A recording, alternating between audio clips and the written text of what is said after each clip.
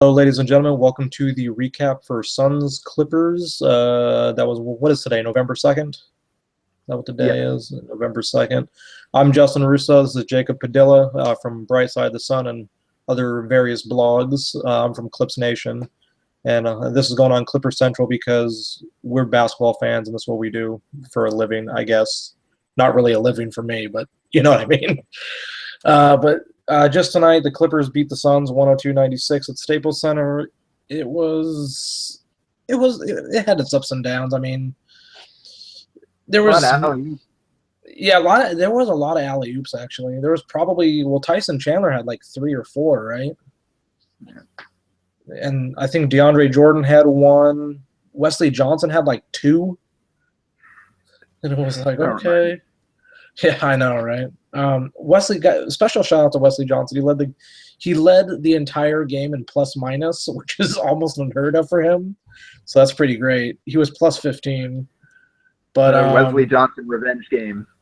yeah, oh god, I forgot he was on you. I forgot he was with the Suns for like half a Yeah, season, it was right? like yeah. Man, all right. So let's talk about this game. I'm gonna let you start because you're the Suns fan here.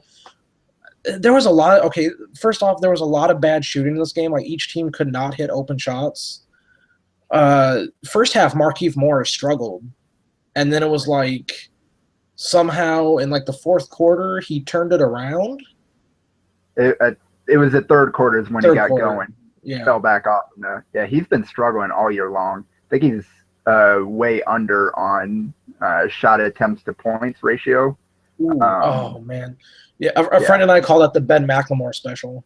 yeah. No, he's definitely well within that range. And so he started off 1 of 11 in the first half. Couldn't buy a bucket. Didn't matter what shot he took. At one point, he missed a layup.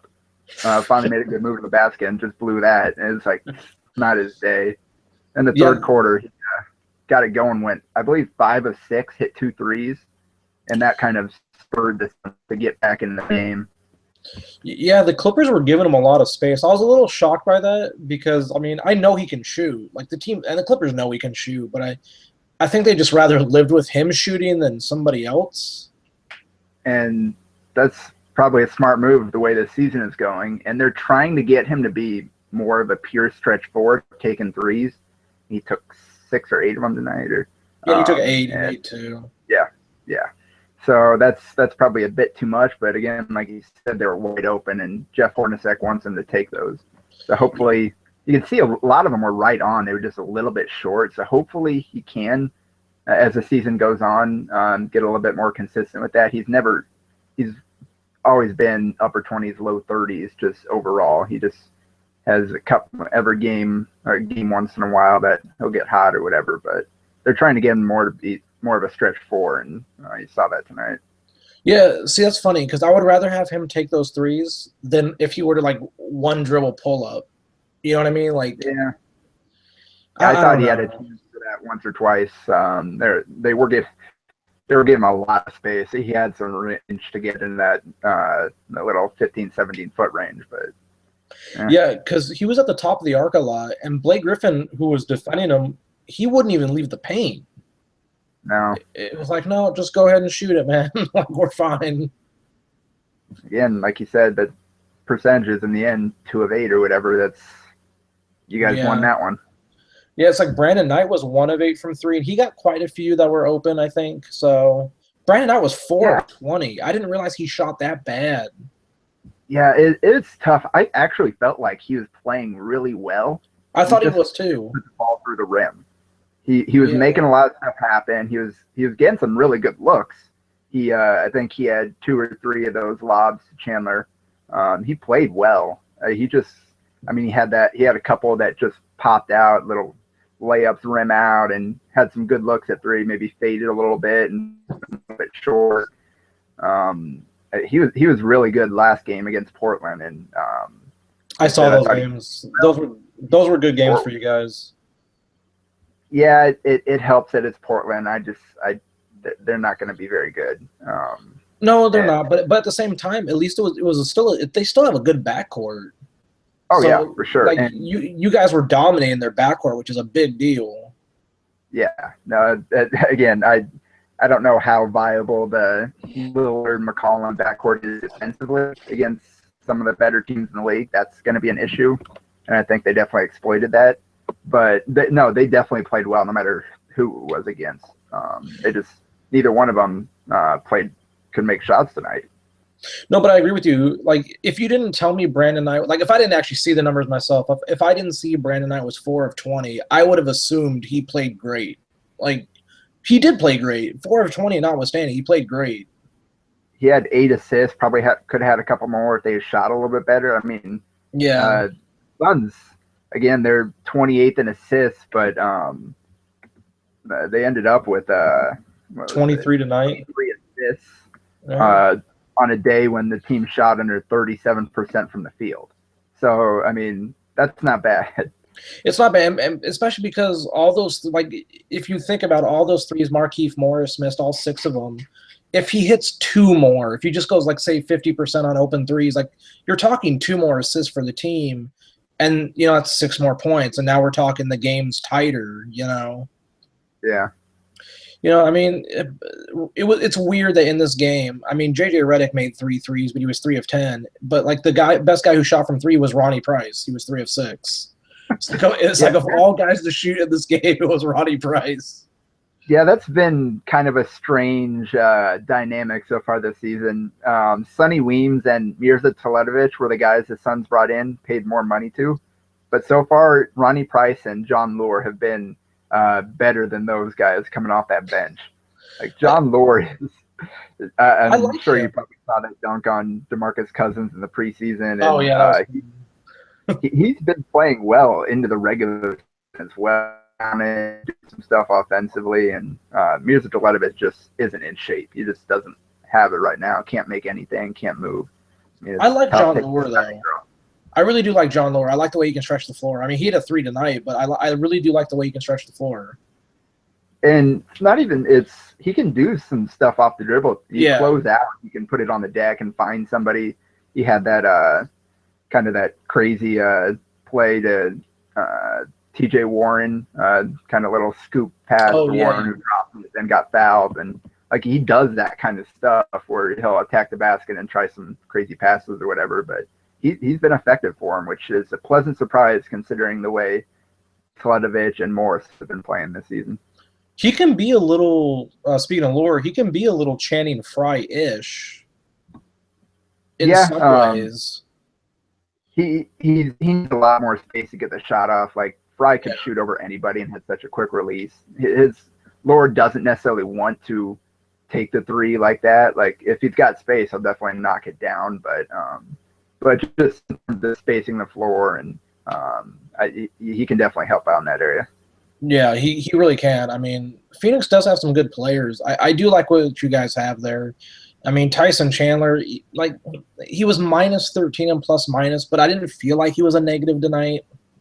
No, and I think a lot of that was during that huge run in the first half, the 20-2 run or whatever. I think he was out there for a lot of that.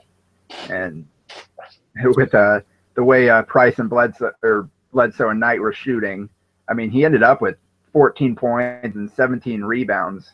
Didn't have any blocks, but I mean, DeAndre Jordan had 7 points, 9 rebounds. So he wasn't necessarily as much of a factor, and Jordan played 32 minutes. Yeah, it was a really weird night. Jordan could have definitely gotten more minutes, but Doc's doing weird things with the lineups. And then Josh Smith comes in and hits a couple of threes. Yeah, I don't know how to describe that. He's been woeful. He's been really bad. I think before this game, he was 2 of 12 from the field with the Clippers, and he missed his first shot, so he was 2 of 13, and then he randomly hits 2 3. Like I just realized, like that's what he did to us in the playoffs. So I've kind of come to expect like he just does dumb stuff. Yeah, well, I mean, his nickname's Smooth. What do you expect? Yeah, that is true.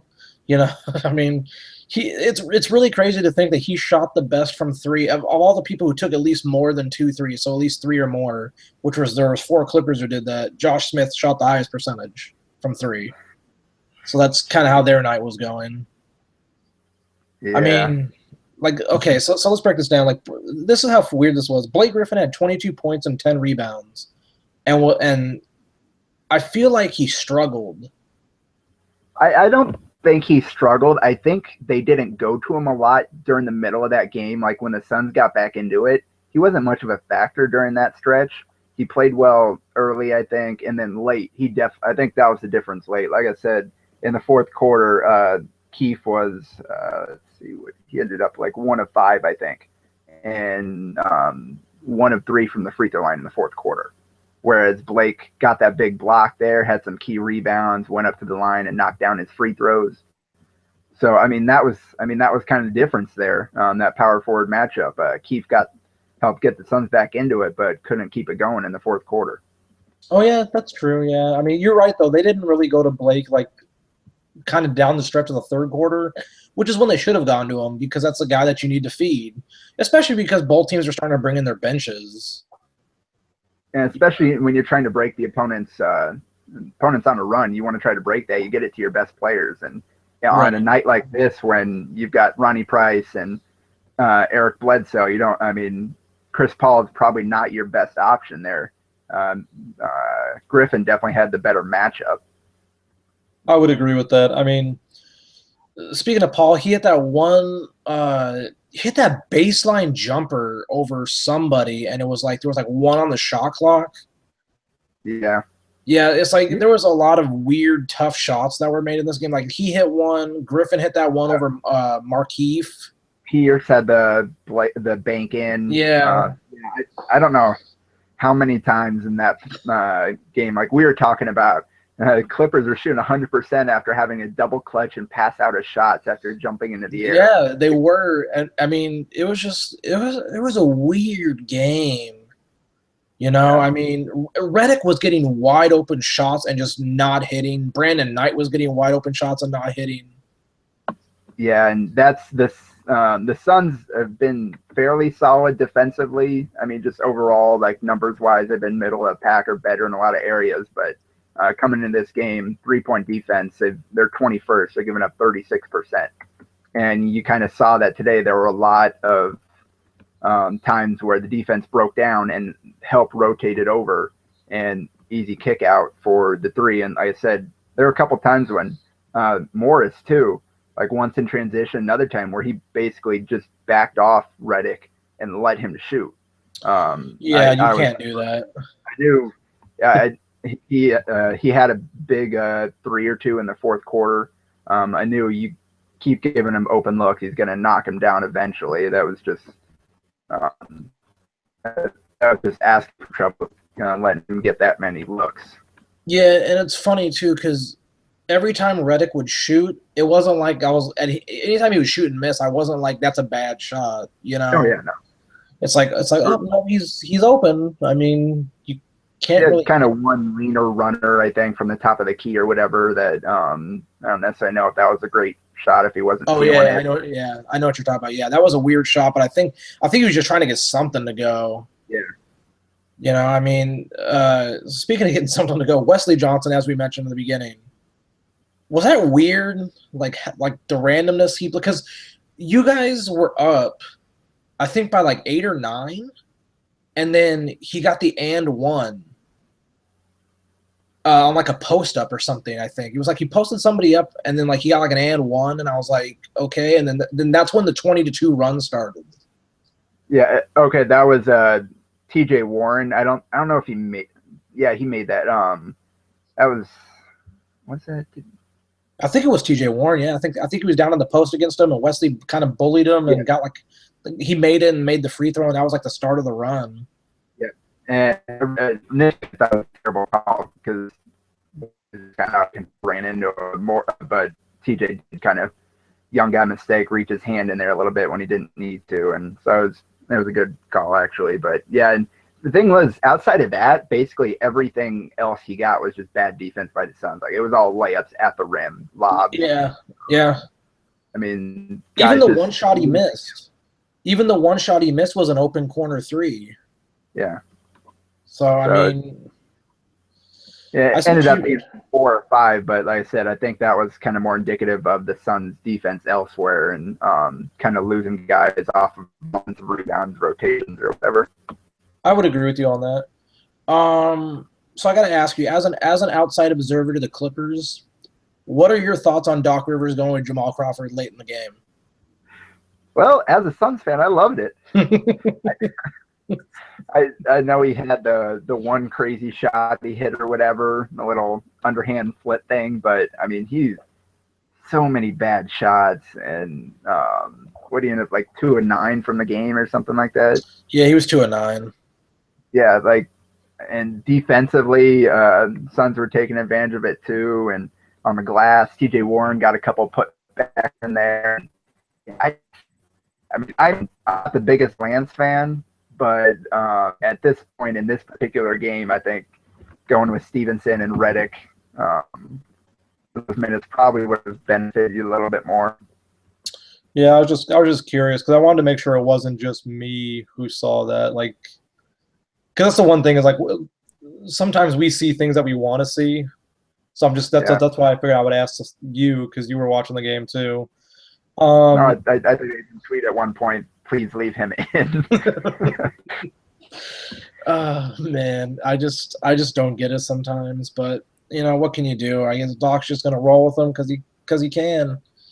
So It's so weird, just kind of that dynamic of um, coaches rolling with veterans, guys in the league that that don't necessarily deserve the trust by their play in that game or that season or whatever, but just know he's a veteran in the league. Coaches go with those guys. Like I don't know, you see it a lot where guys that aren't necessarily good anymore get important minutes. yeah, it's kind of like it's almost like your reputation precedes you in some ways. Yeah, So I mean, I get it, you but yeah, I don't know. It drives me insane. yeah, it just I don't know how many times you see just any coaches, any team, whatever, some of the rotations, some of the minutes some guys are getting, just everybody on all their fans are cheering or screaming, why is this guy in or whatever. It's always I never quite understood that. Like obviously coaches you got to handle egos and that kind of stuff. That probably goes into a little bit, but I mean if a guy's 2 of 9 getting like he's doing nothing positive for you, why is he in? Yeah, like that's the thing is if he's not hitting shots, there's no reason to have him in there because I don't And know. especially Yeah. way. I mean, the reason that Blake kind of disappeared is because Jamal getting the ball.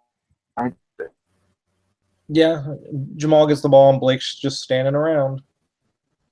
Yeah. So going forward with your Phoenix Suns, you guys are what now, 2-2? Yes, Who 2 do you wins guys? against the Blazers, a blowout to the Mavs, and close loss tonight. All right, so who do you guys play next? Saturday on Wednesday, I think. Okay. So from what you've seen so far with the Phoenix Suns, what are the things you like and what are the things you don't like? Well, and this is one thing I'm sure you can kind of associate with having DeAndre Jordan. It's nice having center that can go out and get you double doubles every night. That's true. Chandler in double-digit rebounds. He was in foul trouble against Dallas in the opener. Double-digit rebounds the last 3 games. Of double doubles the last 2. Tonight, like 14 points, 17 rebounds. The point is just trying to get on the same page with him in terms of the lobs. There were a lot of lost night, and it's kind of been a consistent thing so far early in the season. But I think let's together and. So Chandler won. That had a huge effect. The Suns out rebounding every opponent. They're top 5 rebounding right now, and this is the Phoenix Suns we're talking about. That's true. Marcus Morcott is maybe the center that we could in modern history for the Suns. Like it's not a team that's had a lot of talent. So having him nuts. And then Brandon Knight, again, like we said, he couldn't make anything right, but outside of that whole point of the basketball game, I thought he played well, and I think he's getting more and more comfortable.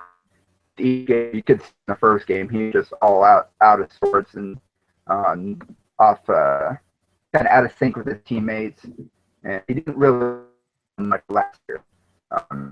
It played in 11 games, was hurt that whole time anyway.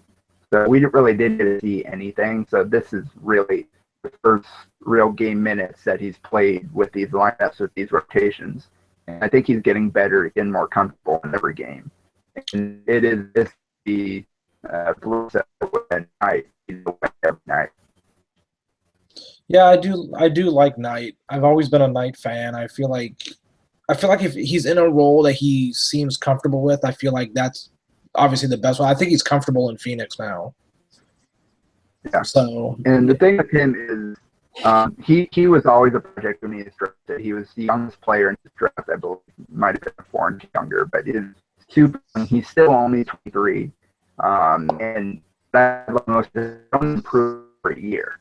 He started off, struggled much as a rookie, built on a little bit, built on that with a near all-star last year with Milwaukee before coming over to Phoenix. Obviously, like we talked about, he didn't get to do much last year with the Suns, but I think that I like that upward trajectory a lot. And especially when you watch his game, there's efficiency. I think there's definitely some shots that he needs to kind of limit a little bit. Like a lot of us guys were talking, going back and forth about in the game. It started with the long twos and how quick he is to settle for those, and contested ones. But I mean that shouldn't be too hard to correct. Special get more used to each other and can get better looks offensively. So I like what they're doing with him. I wasn't necessarily sold on him being great, but I my things that I mentioned gave me hope that he could be a very good player for the Suns. Yeah, when you guys acquired him, the funny part is he was, because he was in that Michael Carter Williams trade. So the funny thing with that is he was younger than Michael Carter Williams. So it's like that's kind of the funny part about that. It's like Brandon Knight has a new contract and Michael Carter Williams like only in his 3rd year. So it's like it's just funny, you know. So yeah. No, I like Brandon Knight, I like Eric Bledsoe, I like PJ Tucker. I like your guys' starting lineup. I mean, your bench has a lot of young guys, but I feel like they're gonna be able to grow together. And I think Devin Booker had a sprained ankle and I didn't play, and he was hit out of the way defensively. But I think especially if they keep shooting as poorly as they are now, I think they'll have to give him some looks. And he looked pretty darn good in the time he did get against Dallas. He had 14 points, 6 or 7 shooting. He only made 1 3. It was a mid-range jumper. It was attacking the basket. And leading up to the draft is always just a spot-up shooter. What else can he do? But through summer league, preseason, and his first NBA action, he's done a lot more than that. He's a really smart. He uses his body well. He can finish in the paint. He's big guard, 6'6". Even though he's not the longest explosive, he can get shots up around the basket at high rate. You know what's funny? In addition to a great jumper, I think will give him a chance to be really successful. You know what's funny is when he came out of Kentucky, the one thing I kept thinking is he reminds me so much of Klay Thompson when Klay Thompson came out. Like, because when Klay Thompson first came out, because when Klay Thompson first came out, it was like all this guy can do is spot up shoot. You know, it was like then he worked on everything. You know, so if he keeps working, who knows? Yeah. You know, I mean, I actually forgot about him. I forgot he was injured tonight because I was curious about seeing him because I liked him. I liked him a lot. So, and you know, like I mentioned, he leans a little bit. So if he can't kind of adjust back to the NBA game, that's where it's to be had for Booker. Yeah. Well, Sorry, one of our teams had to lose. I'm sorry it was yours. I mean, it's the way it goes. But hey, I do like what the Suns are building. The Clippers are a really good team, and the Suns had a chance to win this game. They're right in it for most of the night. So. Yeah, that's true. I mean, both teams played terribly for a large stretch of the game. Both teams could have won that game. Is how I look at it. Yeah, they were both competitive, if not it was a competitive game, well played. Yes. So, all right, Jacob, we're gonna have to do this again. Once again, the Clippers won by 6. Both teams missed a ton of open shots. It's kind of how I would describe the game. So we're gonna do this again. Jacob, thanks. You got any last words? No, thanks for having me. All right, man. We'll see you later.